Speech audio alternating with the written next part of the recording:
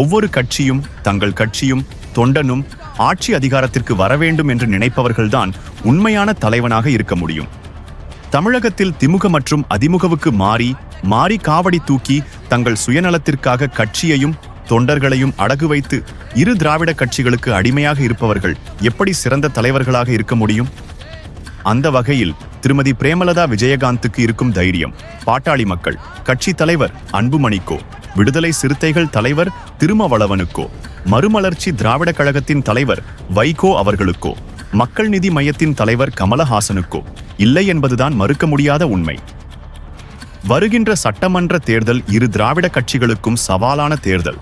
ஒருபொழுதும் அவர்களால் சிறிய கட்சிகளின் உதவி இல்லாமல் இந்த தேர்தலை சந்தித்து வெற்றி பெற முடியாது.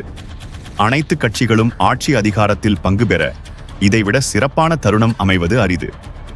இந்த தருணத்தை பயன்படுத்தி அனைத்து கட்சிகளும் தங்கள் கூட்டணி கட்சியான திராவிட கட்சிகளிடம் கூடுதலான இடங்களை கேட்டும் ஆட்சி அதிகாரத்தில் பங்கு வேணும் என்று கேட்க தைரியம் இல்லையா?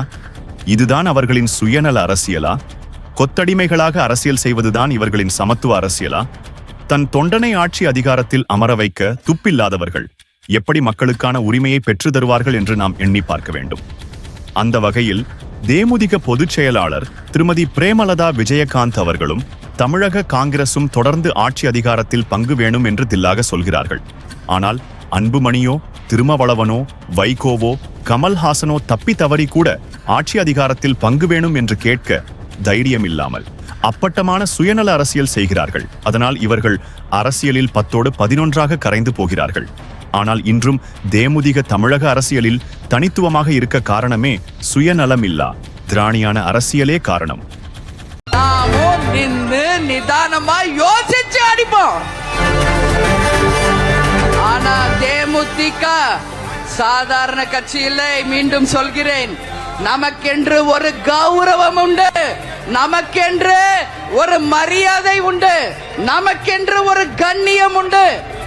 அதையெல்லாம் யார் மதிக்கிறார்களோ அவர்களோட தான், என் தொண்டர்களை யார் மதிக்கிறார்களோ அவங்க கூட தான் கூட்டணி.